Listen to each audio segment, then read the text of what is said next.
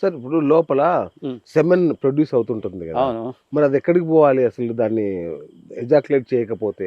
ఇప్పుడు పెళ్లి కాకముందు, ఉమ్, పెళ్లి కాని ఇప్పుడు చాలా మంది ఉంటారు కదా మన అవును దగ్గర. అవును. పెళ్లి కాని వాళ్ళకు ఆ వీర్యం ఎక్కడికి వెళ్ళాలి? ఎస్, మన సెక్స్ చేసేటప్పుడు వీర్యం యోనిలో పడుతుంటుంది. అవును.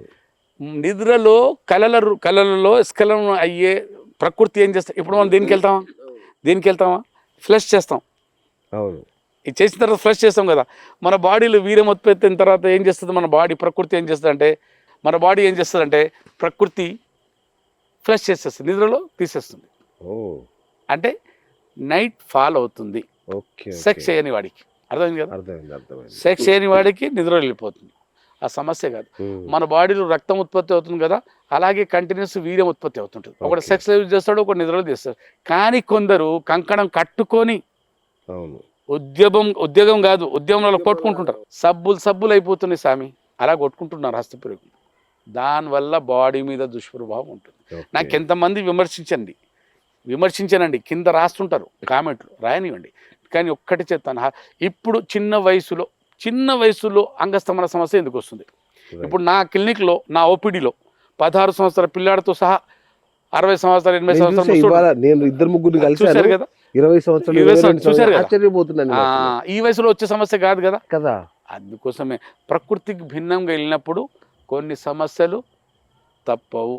పరిణామాలు నేను చెప్పేది ఒకటే, మీరు ప్రకృతికి అనుకూలంగా ఉంటే ప్రకృతి మీకు సానుకూలంగా ఉంటుంది, లేకుంటే ప్రతీకారం తీసుకుంటుంది. ఎలాంటి ప్రతీకారం? ఇప్పుడు దీంట్లో పెట్టామనుకోండి అంగం యోనిలో, ఏం కాదు. దేవుడు దానికోసం సృష్టించాడు. పెళ్లి చేసుకోండి, హాయిగా సెక్స్ చేయండి.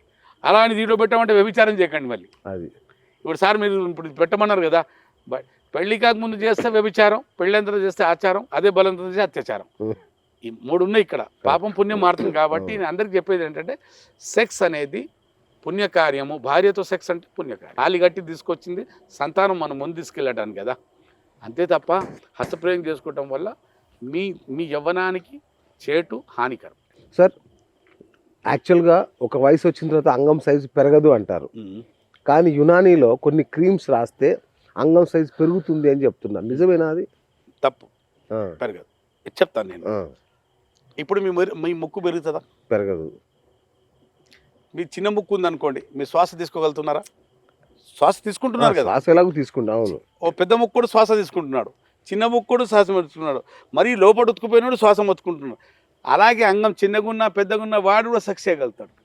ఇక్కడ క్రీమ్ గురించి మాట్లాడితే దానికి ఉదాహరణ ఏం చెప్తానంటే, అంగం సైజ్ 6 ఇంచులు ఉందనుకోండి, హస్తప్రయోగంలో 4 ఇంచులు 4 ఇంచులు అయింది అనుకోండి, అది మళ్ళీ 6 ఇంచులు అవుతుంది క్రీమ్ పెడితే. పోయిన సైజ్ తిరిగి వస్తుంది, కానీ లేని సైజ్ రాదు. రైట్. అంటే ఇప్పుడు నాకు అర్థమైంది. అంటే అంగం సైజ్ తగ్గే ఛాన్స్ ఉంటుందా? ఎందుకు తగ్గుతుంది చెప్తాను. అంగం సైజ్ తగ్గడానికి ఏంటంటే, అంగం సైజు తగ్గడానికి కారణం ఏంటంటే, అంగం వైపు రక్త ప్రసరణ సరిగా జరగకపోవటం వల్ల అంగానికి కావాల్సినంత ఆక్సిజన్ న్యూట్రిషన్ దొరకకపోవటం, మేల్ హార్మోన్ తగ్గిపోవటం, టెస్టోస్టెరాన్ హార్మోన్ తగ్గిపోవటం, అతిగా హస్తప్రయోగం చేయటం వల్ల సెల్యులార్ డీజనరేషన్, అంగం పైన ఉన్న ఈ మజిల్స్ డీజనరేట్ అయిపోయి సైజ్ తగ్గిపోతుంది. ఓరల్ సెక్స్, కొందరు బోర్లో పండుకొని అంగానికి బెడ్తో రాపిడి చేస్తుంటారు, దానికి ప్రోన్ మాస్టర్బేషన్ అంటారు. ప్రకృతికి భిన్నంగా వెళ్ళినప్పుడు సైజు తగ్గుతుంది, అట్రాఫీ కూడా వస్తుంది అంట. దేవుడా. సో చాలా మంది మగవాళ్ళు ఎదుర్కొనే అతిపెద్ద సమస్య ఏంటంటే అంగం సైజు. సో సైజు ఎంత ఉండాలి, ఎంత ఉంటే స్త్రీ సుఖపడుతుంది, ఈ విషయంలో మగవాళ్ళు చచ్చిపోతున్నారు. కొంచెం దాని గురించి ఒక స్టడీ ఉందండి. ప్రతి మగాడంట తన అంగం సైజు తీసుకొని ఏదో ఒక్కసారి లైఫ్లో దిగులు పడతాడట. అవును. అరే నేను సైజ్ సరిగా ఉందా లేదా, నేను సాటిస్ఫై చేస్తున్నానా లేదా అని భార్యకు అడగటం కూడా ఒక హేళనగా ఫీల్ అవుతాడు, నామోచిగా, లేదంటే నాకు ఇబ్బంది పాలవుతానని భయం. కానీ ఇవన్నీ పక్కన పెడితే నా అనుభవం 32 years అనుభవం ఏం చెప్తుందంటే, మీ సైజు 2.5 ఇంచులు ఉన్న అంగం లేచాక, మెత్తగున్నప్పుడు ఎలా ఉంటే పక్కన పెట్టండి, అంగం లేచాక 1, 2, 3 ఇంచులు అండి, ఇంత ఉంటే మోర్ దెన్ ఎనఫ్, చాలు. ఇప్పుడు ఎందుకంటే ఇప్పుడు చూడండి, యోని లోని భాగం అనుకుంటే ఈ 2.5 ఇంచు 3 ఇంచుల లోపటే వాళ్ళకు సెన్సిటివ్ నర్వ్స్ ఉంటాయి. Okay. వాళ్ళకు అనుభూతి పొందే, వాళ్ళు ప్లెజర్ పొందే నరాలు ఇక్కడే ఉంటాయి. ఓకే. వాళ్ళ అనుభూతి పొందే నరాలు క్లైటోరిస్ ఈ చుట్టుపక్కల ఉంటుంది మొత్తం. మనం ఇలా చేసేటప్పుడు రాపిడ్ అయ్యే వరకు వాళ్ళకు కూడా భావి ప్రాప్తి కలుగుతుంది, సుఖ ప్రాప్తి కలుగుతుంది. ఓకే. కానీ ఒక కండిషన్, షరతులు వర్తిస్తాయి. yes అంగంలో నిలకడ, ఆమె సుఖపడే వరకు నిలకడ గట్టితనం ఉండి తీరాలి. వీర్యం బయట రాకుండా ఉండాలి. ఓకే. అది షరతు. సార్ మరి పోర్న్ వీడియోస్లో ఇంత ఉంటుంది ఏంటి సార్? అది కొన్ని సందర్భాలు ఆర్టిఫిషియల్ ఉంటాయి. కొన్ని ఏరియాలు ఇప్పుడు సౌత్ ఆఫ్రికా ఉన్నది అనుకోండి, ఆఫ్రికా ఖండంలో ఏంటంటే వాళ్ళ శరీరం తీరు పెద్దగా ఉంటుంది, వాళ్ళ బూబ్స్ కూడా పెద్దగా ఉంటాయి, వాళ్ళ మహిళల్లో వాళ్ళ యోని కూడా అంత డెప్త్ ఉంటుంది, వాళ్ళ అంగాలు కూడా పెద్దగా ఉంటాయి. పాకిస్తాన్ కొన్ని ఏరియా ఉంది, అటువైపు కూడా అంగాలు పెద్దగానే ఉంటాయి. ఓకే. సైజ్ ఇక్కడ మ్యాటర్ కాదమ్మా, సుఖపెట్టడానికి నిలకడ అంగస్తంభన ఉండి తీరాలి. సో ఇప్పటిదాకా మనం హస్తప్రయోగం గురించి చాలా విషయాలు చెప్పారు. ఒకవేళ చాలామంది పిల్లలు అడిక్ట్ అయిపోతారు హస్తప్రయోగానికి. ఒక రోజులో 4-5 సార్లు 6-7 సార్లు అట్లా చేస్తారు. దీనివల్ల వచ్చే అతిపెద్ద ప్రమాదం ఏంటి? ఇప్పుడు మా దగ్గర కొన్ని కేసుల గురించి చెప్పాలండి మీకు. అతిగా హస్తప్రయోగం చేయటం వల్ల ఏమవుతుందంటే, నేను చాలా సందర్భాల్లో చెప్పాను, ఇంకా ఇప్పుడు కూడా చెప్తాను. ఒక ఎగ్జాంపుల్ ఇస్తానండి. అన్నం కూర చల్లారిన తర్వాత దాంట్లో చెయ్యి వేసి ఇలా తీసేయండి. గంట వేసే బదులు చెంచా వేస్తారు కదా, ఆ చెంచా వేసే బదులు చెయ్యి వేసి తీసి అన్నం సాయంత్రం వరకు పాసిపోద్ది, కూర కూడా పాసిపోద్ది. ఈ చెయ్యి చర్మం తగలంగానే పాసిపోతుంది. అదే గంటతో తీస్తే, చెంచాతో తీస్తే పడగదా, డికాంపోజిషన్ రాదు దాంట్లో.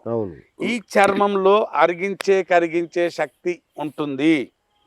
అట్లాంటి ఈ చర్మంతో అంగానికి బాగా రాపిడి చేశాడు అనుకోండి, అసలు దీనికోసం తయారు కాలేదండి అంగం. దేవుడు చేతి కోసం అంగానికి సృష్టించలేదు, యోని కోసం సృష్టించాడు. మనం దానికి భిన్నంగా వెళ్ళి ఇక్కడ పెట్టి కొట్టుకుంటా కుదరదు. ఇప్పుడు నా దగ్గరికి వచ్చే ఎంతమంది నా క్లినిక్లో చూసుకోండి, మీరు వచ్చి 16 సంవత్సరాల నుంచి 80 సంవత్సరాల వరకు, అంటే 40 తర్వాత ఏజ్ వాళ్ళు తక్కువ వస్తారు, 40 కన్నా తక్కువ ఏజ్ ఎక్కువ వస్తారు. అసలు లైంగిక సమస్యలు వచ్చేది ఆఫ్టర్ 40 కదా. అది కానీ ఇప్పుడు సోషల్ మీడియా ప్రభావం ఏంటంటే, ఆ బూత్ సినిమాలు చూడటం, నీలి చిత్రాలు, పొర్నోగ్రఫీ, అందం లేవటం, కొట్టుకోవటం. ఎప్పుడు బూత్ సినిమా చూసి, అంటే నీలి చిత్రం చూసినప్పుడు ఒక ఆడది అందుబాటులో ఉండదు కదా, ఉండదు. అవును. దాన్ని ఏం చేస్తాడు, కొట్టుకుంటాడు. అవును. ఒకడు పిల్లలు పెట్టి కొడతాడు, ఒకడు ఏదో పరుపులో పెట్టి కొట్టుకుంటాడు, ఒకడు బెడ్తో రాపిడి చేసుకుంటాడు, ఒకడు హస్తంతో రాపిడి చేసుకుంటాడు.